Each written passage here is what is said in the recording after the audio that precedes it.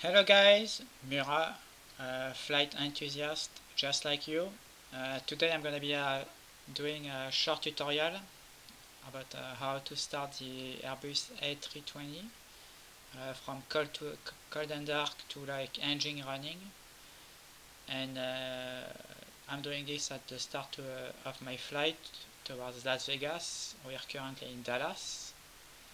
So right now there's everything is like powered off in the aircraft. So the button you're looking for is this one. It says external power. If external power is unavailable, what you need to do is you need to start the APU as soon as possible to have electricity, because these batteries are draining, and once they're out of battery, it can cause you to restart your flight. So definitely click that button to have the external power. Okay, so a lot of things light up. So usually uh, I tend, and other people that I've talked to tend to do the setup in a similar way, which is you go up, all the way up, okay, then again you go all the way up here, all the way up here, and all the way up here, okay, and you don't worry that much about the middle part here because you don't use it instantly. So let's do what we said. So we're gonna lock the cockpit door. You can arm the spoilers already. This is the wind shear button. You have to turn it on. This is the light. Uh, if it's night and you can see, you see this orange glow, it will help you. And this is the floodlights, which are these very small lights over there. Alright, so this is if it's night time and you can't see anything. So we're gonna skip the MCDU for now and go up. So you need to have the crew oxygen supply. Very important, obviously, to have oxygen. And all the way up there you have the ADIRS. The ADIRS is three little boxes that will connect to a satellite.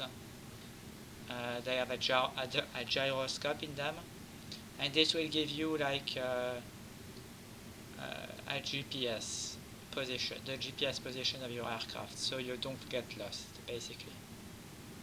Okay, so once this is done, we can turn off some lights, beacon, strobe, wing, and logo. We don't turn on these lights yet because we are not moving. This is the seatbelt sign, this is the no smoking sign, and this is to arm the door. I will probably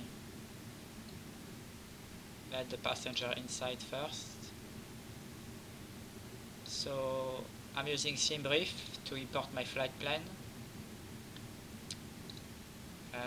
If I click this button, it will calculate the amount of fuel that I need plus a 30-minute reserve. And you see, if I go on fast, it takes 1 minute. If I go real time, it takes 7 minutes.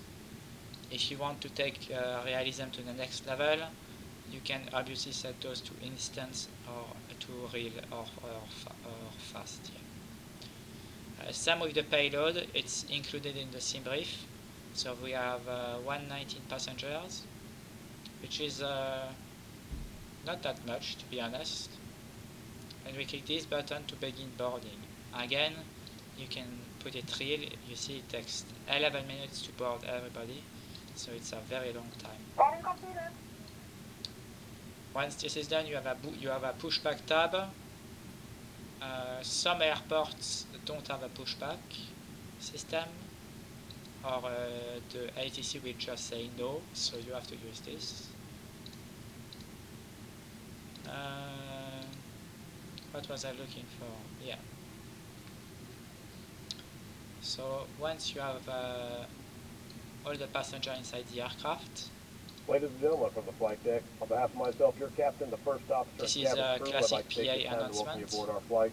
We're just wrapping up some paperwork up front here and waiting to see final numbers You from the want ground to crew, then we'll disconnect be the on our jet way. bridge, okay? Flight attendants will be coming through the cabin shortly with a very This. important safety briefing. We do ask that you give them your full, undivided attention as they review the There we safety go. operations of this Airbus So now aircraft. the We aircraft do is, appreciate your business having you aboard this if I flight. go If there's anything we do to into make your flight any more enjoyable, this, please over don't there hesitate to ask. doors, Welcome aboard. you will see that the door is closed. Now it's a slide around them, which means that the slide is armed.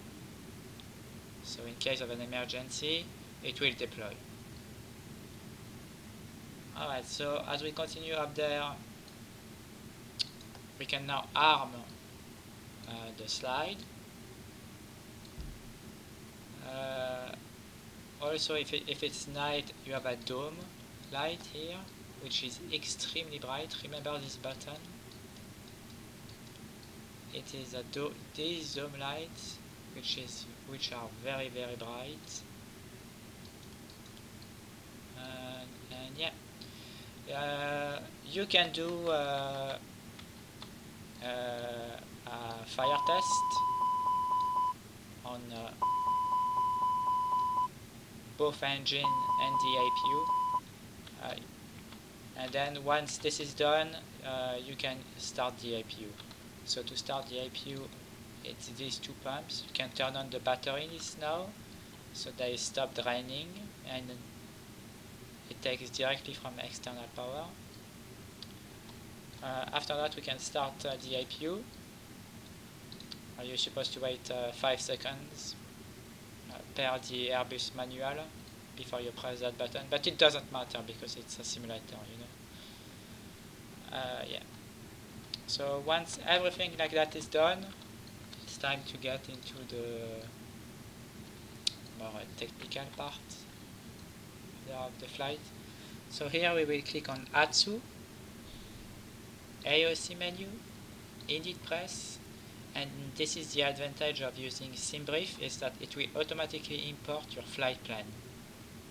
So here you can see Dallas Fort something to Kilo Lima Alpha Sierra, which is Las Vegas. Once this is done, you go to Init. You put your cruising altitude. We are pretty light today, I think, so we can do 390, which is the maximum that the airplane can do. And you don't have to type the temperature, it will do it automatically. Cost index is if you really want to check it, you can. It's usually how much fuel cost, but it doesn't really matter. You put it at 10, so you get good. It's for calculation of the price and stuff like that for the company. It doesn't matter to us. Next we go into fuel. This is the most important part. You have to calculate your weight. So you click that button, it will show 64.9 tons. So we are actually 54, sorry. So we are actually kind of heavy. And the block is, it will calculate that we will use 6.7 tons of fuel. And we have 7.8. Alright, once this is done, I usually check the flight plan. So we can see that we are starting at Dallas, everything is good. You can go into plan mode over there, and when you click an arrow, it will show you your route. If I dezoom, there we go. But basically what you're looking for is you're looking for this flight plan disconnected So as you can see, here the airplane won't know where to go. So it will just keep going straight. So it's kind of bad.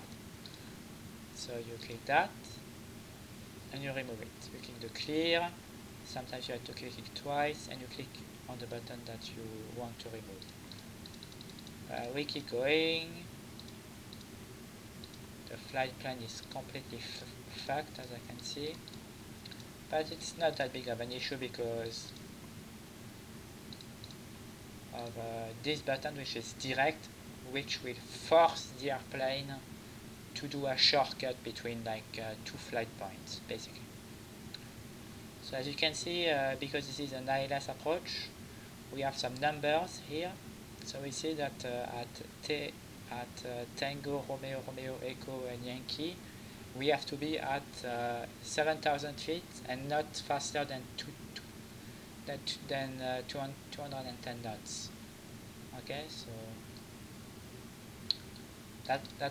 that's the flight plan completed. Which is weird is that the ILS is not selected. So I'm coming from Dallas, so I'm coming from the east. So to go to the west, 01 is north. This is 26 left, should be okay. That's the 26 right. Insert. Let's see what happens. We have to check we don't have any discontinuity again. And we don't. Perfect. So, and we have a new waypoint at 4,700 feet. Alright, when this is done, it's time to start the engine. But first we have to do the takeoff calculation. I almost forgot. So usually you take off in flaps 1. It's extremely rare that you take off in flaps 2, especially in this aircraft. Flex to temp, it doesn't matter because it's a simulator, but it basically wants to reduce the wear on the engine. So if you put a low temperature, the engine will accelerate faster, and if you put a high temperature, the engine will accelerate slower. It will reach like a lower top speed basically. So right now let's check the temperature quickly. It's 33 degrees, so we can put 60 and there will be no issue at all. And then once this is done, and you need to do your fuel. If you haven't done your fuel, when I click this button, it won't work. So V1 is the decision speed. The decision speed is the speed at which we have to continue the takeoff, no matter what. No matter if we lose both engines or something bad happen.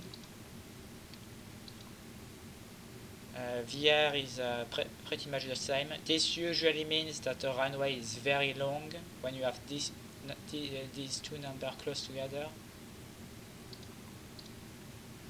And V2 is the climb on one engine. So if we lose an engine at 130 knots, as an example, we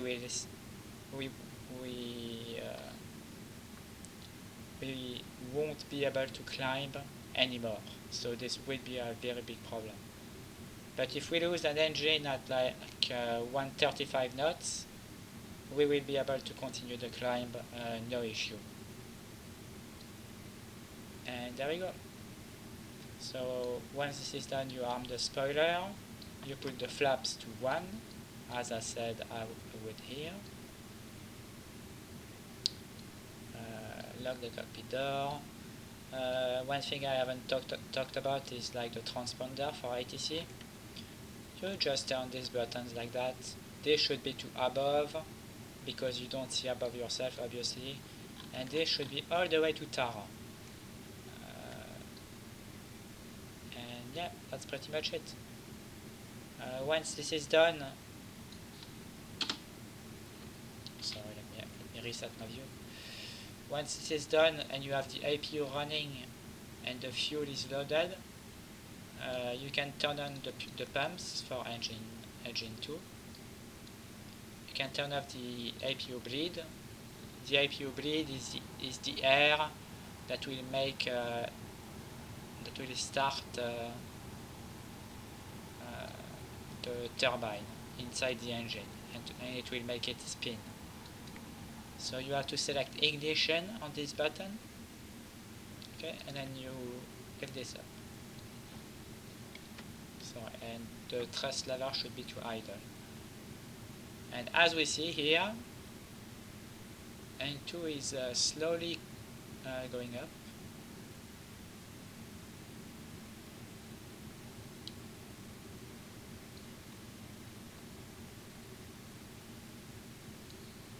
I will turn on the other pumps also for engine 1.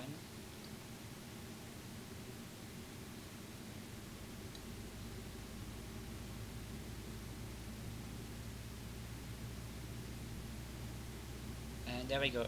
N2 is like rising.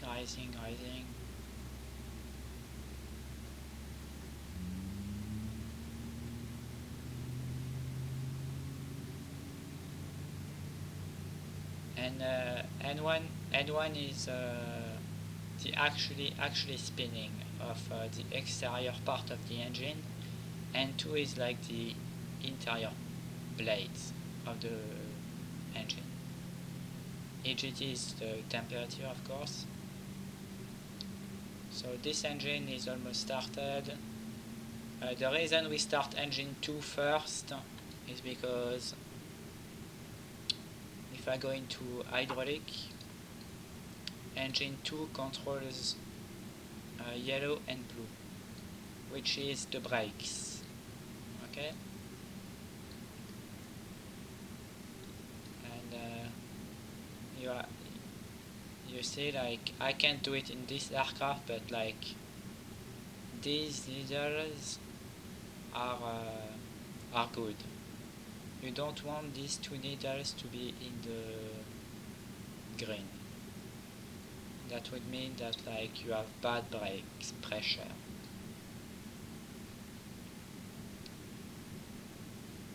Alright, so let's start engine 1. Engine 2 is stable at 20%. And at this point we can ask for pushback. As we said, we're gonna do 39,000 feet.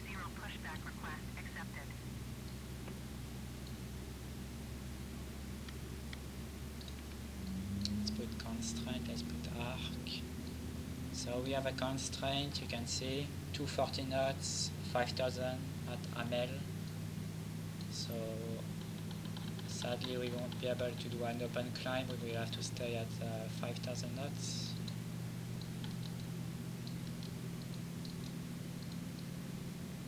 And to make sure something is selected, it will appear in blue here. And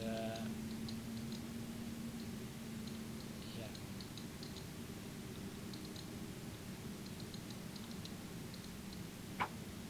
Sorry, slight bug. Flight 10, please prepare for takeoff. Okay, so the baro ref, the barometric pressure is 1009, which is correct. The barometric pressure is how high you are above the ground. And you see that at engine 1 has started, we have green hydraulic. So once the engine started, we can put the ignition. It's like a key in a car. We can basically put it back to normal.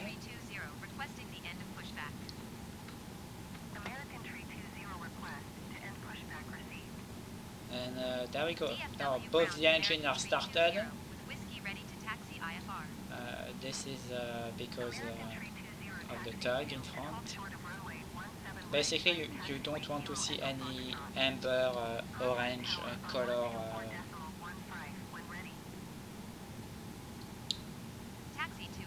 message on your ECAM. So we will do a flight control check. I never do this, but I'm gonna do this for the video. So this is full down, neutral, full up. This is full left, neutral, full right. So this is the wings, and this is the tail of the aircraft, the horizontal stabilizer, and this is the vertical stabilizer. So full left, full right. If I do it from outside, see, full left, full right, this, full right, full left, and the pitch, the tail, moving up and down. So yeah, I never do this, but people do that. So before takeoff, you set the takeoff the auto brake to maximum, just in case you need to brake. You have to press this button to configure for takeoff, and you have to inform the cabin, and you have this button that you're gonna take off. Also, you can turn off the APU at this point. And I almost forgot to turn off the taxi lights. Okay. The landing lights, you usually turn them on the runway. Okay. Alright, I'll see you back on the runway. Alright guys, I am back. We just received, as you can see, our clearance to take off.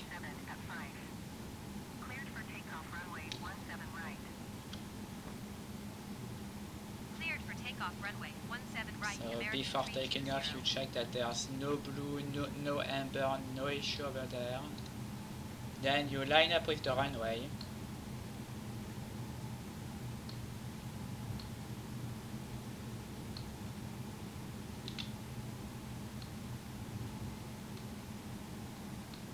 Alright, and what you do is you put the engine at 40% thrust. Or 50, a little bit more. If there's no issue, you go for your takeoff thrust.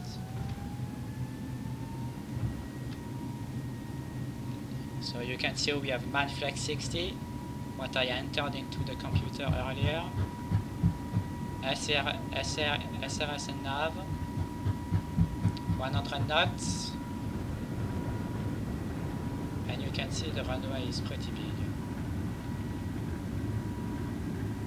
And the V1 rotates. There we go.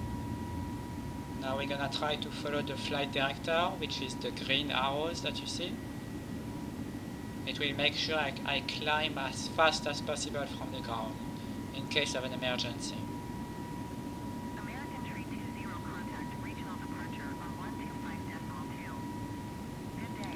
And put the gear up. 125.2 American 320. You keep the flaps American 320. for now. 1,700 feet, climbing 13,000 feet. American 320, regional departure altimeter 29. And there we go. Now, as you can see, there's a climb flashing. So the computer wants me to go into climb thrust.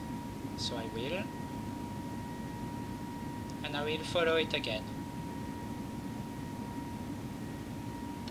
And at this point, you can pretty much press the autopilot button. Okay? The next thing you're looking for is the speed is gonna keep increasing, and you don't want it to hit the red bars. So as soon as it passes the amber 200, you go flap 0. Okay. So as we said, we have a 240 constraint and 5000. This is meant so that airplanes don't come too fast, for the and the controllers have more than enough time to deal with issues that may arise. So we took off, so we can retract the landing lights and the taxi lights.